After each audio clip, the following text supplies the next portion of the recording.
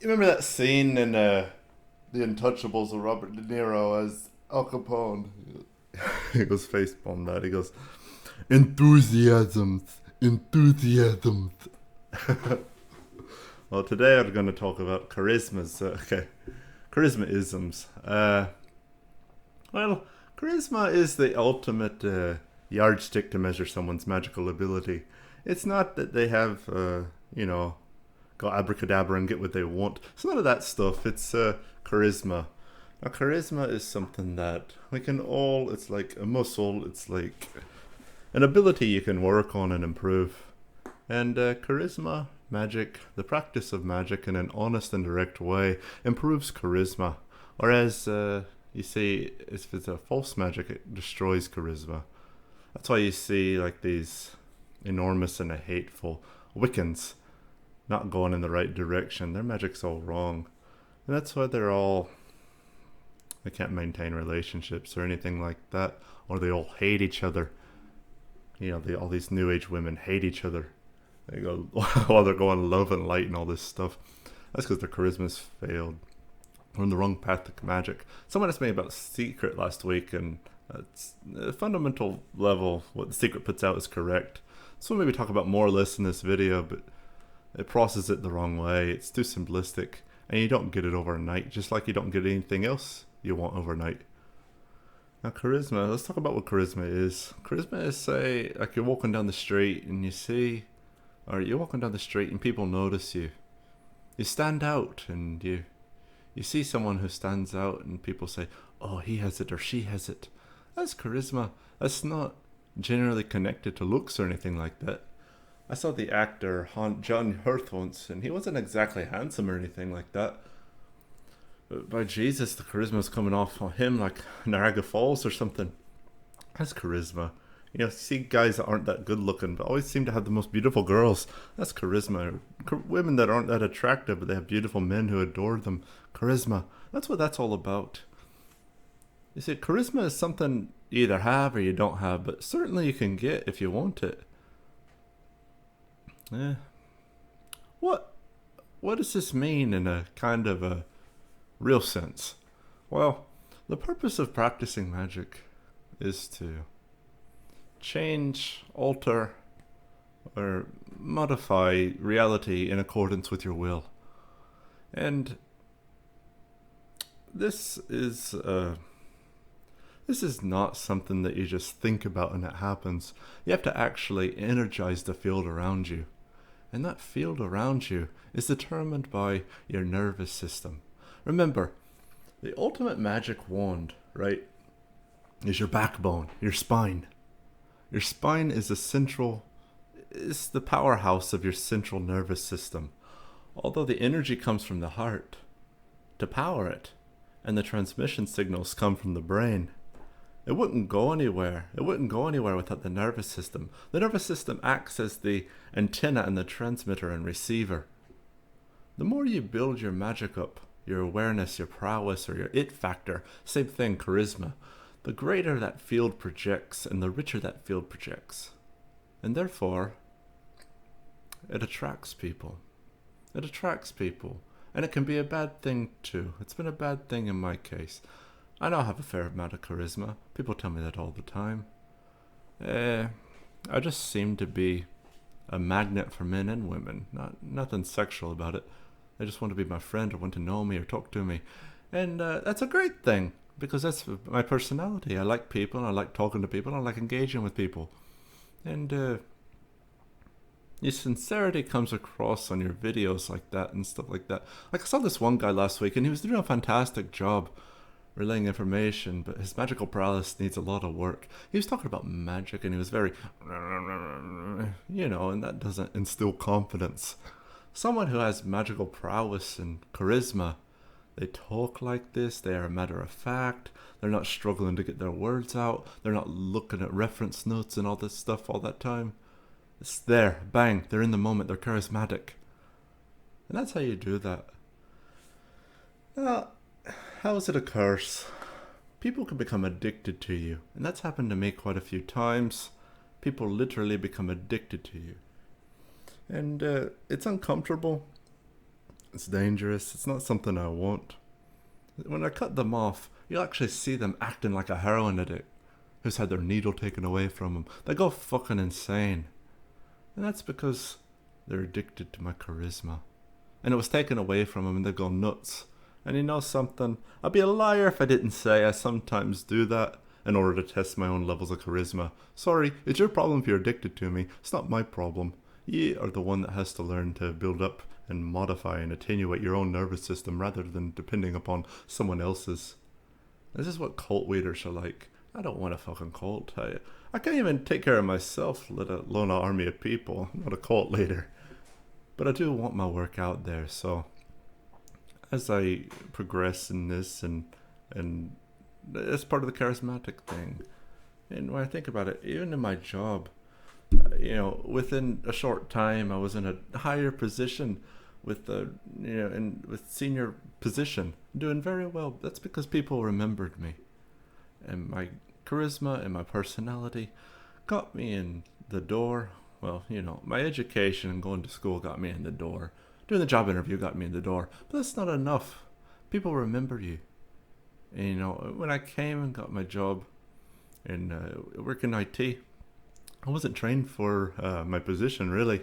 And someone said to me, someone upstairs in senior management would say, there's a fella downstairs, he's really good, he knows all about everything we're doing here, he reads a lot of books, he's great, he's got a great understanding of the English language, we should bring him into the group for this project. And they brought me in for the project and that was it, boom, that was there. I was off from that point on. But it's just because, just because they remembered me. We were joking, cracking up with them, making them feel good. That's another thing too, building up your sense of humor. But not a snarky sense of humor, like a genuine making people chuckle, things like that. That's another way of building up your thing. So what happens is, they call it love, and it is love, but ultimately what it is they're putting a charge into your heart.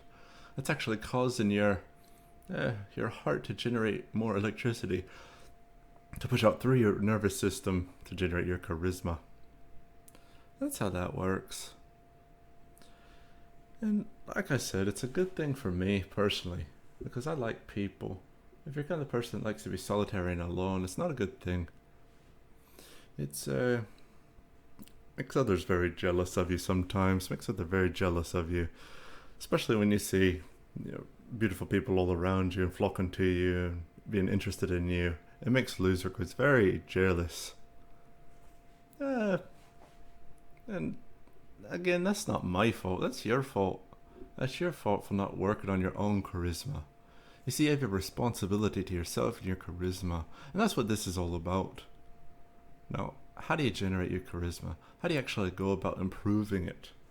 Well, like I said, one thing is being honest with yourself. Not putting out... there's people who do things like love bombing. Oh, God. And this is in order to get people to listen to them. And that doesn't work. Because that's like, this is why I had to get so many people on Instagram and social media. What love bombers are like, or there's a social media version of the drug dealer who's handing out packs of heroin outside the schoolyard.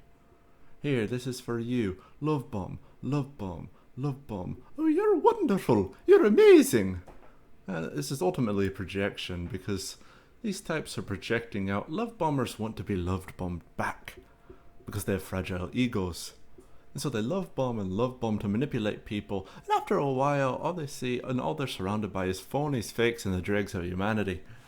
And so it's not charisma. Love bombing is fake, false charisma. Real charisma is just being yourself. That's it. Just being yourself and working on yourself and improving yourself. Some people say, don't really like myself. Well, a big part of getting you to like yourself is to just be yourself and work on it.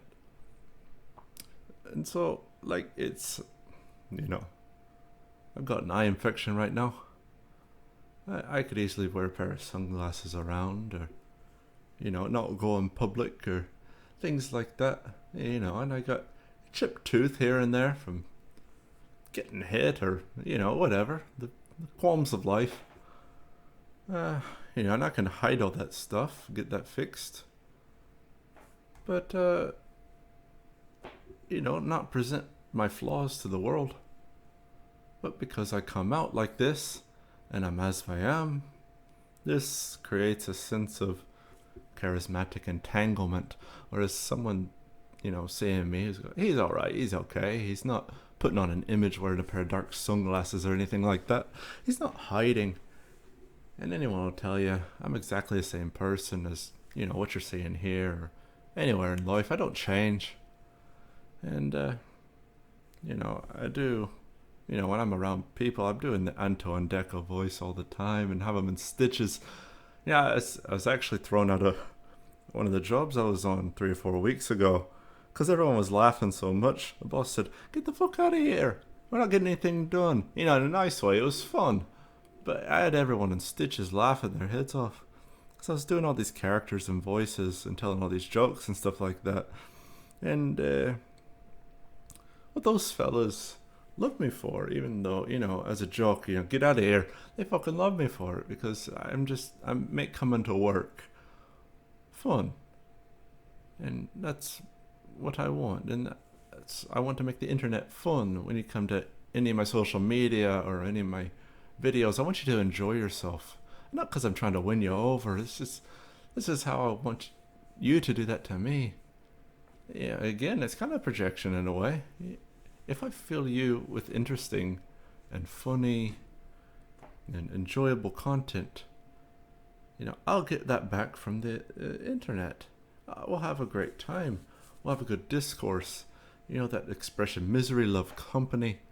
There's so much fucking truth to that. Misery really does love company. And misery doesn't see in these depressive types. Give myself. They have no intention of raising themselves up to your level. What they do is they always drag you down into the cesspit of their own worldview and their own sad sack nature. I don't do that. I don't want people like that. I don't want people like that around me. Because I've seen the damage. I'm so sad. I'm okay with you for 50 years types. Where other people who wants to be around people like that first off? And I was amazed by that. And you can see the difference. And the reason why I do this is because I worked with people like this, where you come into work and the crack we would have, the laughs we would have would be brilliant. And I have friends who are not like that, who are very intellectual and very serious. But they also got sense of humors as well. I'd be dry and more restrained. But that's the kind of way I like to live. That's the kind of people I like to surround myself with. And who wouldn't? Who wouldn't want to be like that? Who wouldn't want to live like that? Who wouldn't want to be in a world where everything's having a good laugh and a lot of fun? And because I'll tell you, the alternative is not only fucking horrible, but it lasts for a very long fucking time. And life is short. And that's charisma. I can remember years ago working with... You just could not be around these people without pissing yourself laughing. It took away the difficulty of the job. When I was a younger kid working on building sites or be fucking shoveling cement or doing farm work, you'd have some character there taking the piss out of you or something, and you'd just be rolling around laughing. And like I had this when I first moved long time ago. One of the first jobs I had was we were moving office equipment from office to office, and literally we used to get right up to the job and 7 a.m. or sorts, and move the sort from office to office through the streets on hand trucks. And I worked for this guy called Robert Johnson, and he was a black guy, and him and I, you could hear us screaming, laughing coming down the street, because his African American sense of humor and my sense of humor, the two of us would be having a laugh. Very different sense of humor, but the things he used to do, like I think about, I don't know.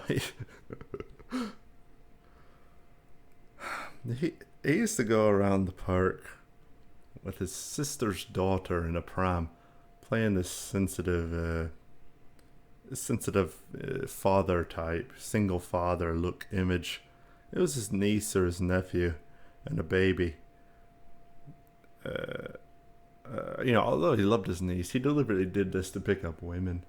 He would go, "Oh, a sensitive man," and he would tell me about some of the things he would do and crazy things. We would just be in fits of laughter, just jokes, stuff like that. He had huge charisma to a point where it got into some magazine. He was an artist on the side. He was painting furniture from metal. Vogue, I think, something like that. Anyway, we used to have great fun. We were both feeding each other's charisma. Back and forth, we were feeding each other's charisma with these jokes and things. And that's why it's important to surround yourself with people that make you laugh and genuinely make you laugh. Fill your heart with joy. And as you're doing that, and you're doing that to them, you're building up your charisma. You're feeding it. And when it comes to magic, it's the same thing. You're attenuating your nervous system. This is the purpose of ritual, which is not so important these days. Like incantations and chanting, invocations. You're building up this charge. And you're charging up your system. That's why magical rituals in the past, before we had all the energy in the world we had today. And I'll talk about that in another video. After this one. But they had to do complex rituals, like dress up in these robes, dress up like this or that, and the whole Egyptian thing of the Golden Dawn was very necessary back then because they were building and they had to build up that charge and attenuate their nervous system, generating charisma. The charisma is the yardstick of how powerful, look at Crowley. My God, I could only imagine the charisma he had. And he changed the world very quickly, where it seems like Austin Osman Power. Osman Osden Spare. Sorry, it's early in the morning. He seemed to have a lot of charisma in his youth. And then something happened, He had a great art career and everything, but then again, like Lovecraft and everything, you pay a price sometimes for being a magician. And that's okay. It's part of the whole thing. It's an exchange of energy. But I couldn't imagine the charisma he had. Why do you think he had all these beautiful young women throwing themselves at him when he was an old man? It's the attenuation of the nervous system, being yourself, and surrounding yourself with people who make you laugh or intellectually fill you. Getting sad sacks and morose types out of your life. The poor me types, and the opposite of those types as well, out of your life. And have this communication with nature. Again, it's so important. Not approaching nature is something you need to fix yourself. Finding yourself in the elatory aspects of nature is so important. And we'll talk about that as time goes. Thank you for coming to this video. Look after yourselves. And remember, as cliche as it sounds, don't take it that way, but be yourself. A lot of things you'll get in life will come as a result of being yourself. And find yourself in this natural frequency. That's where your charisma will start to grow. And what happens is, when you're not yourself, you're trying to be something else, especially when you're trying to fit in with something. That's why you'll never see me in a gang. I've been asked to join Freemasonic groups or Scientology, or just walking by the center in Florida or whatever. I've been asked to join this group or that group. Fuck all of that. That's just not me. I'm a soloist in that regard. That's because when you give yourself to the collective, you put yourself in the sphere of the dysfunctional.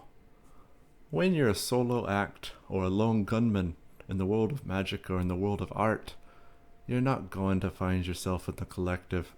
That's why I got off all the fucking Facebook groups, other than my friend has an art thing or something like that. All that shit. That's because all those types are poisonous. People who are not worthy of your presence are brought into it, and they tear down your energy. And you're not here to indulge or repair the broken. You're here to improve and create and change.